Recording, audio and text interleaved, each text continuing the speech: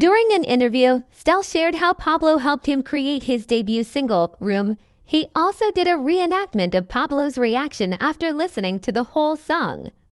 So nga, hindi ako joke.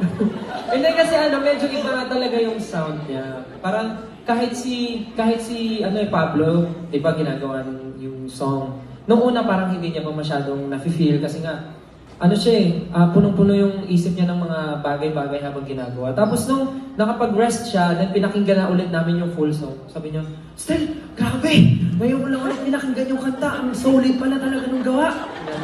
Ganon yung reaction niya. So parang, doon ko na-realize na, okay, parang, hindi, ganun nga talaga yung asan ba siya? Pwede bang i-demo mo yung reaction mo dito? Parang ganun po yung reaction.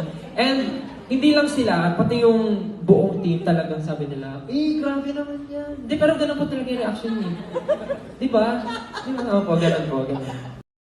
Pablo was there to support him all the way.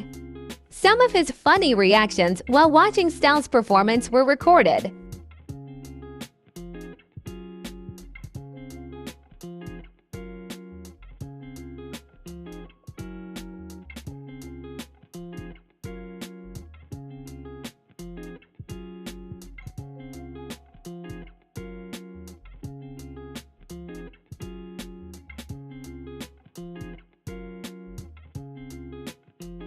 Stel also reveals that it wasn't just Pablo who insisted to help him.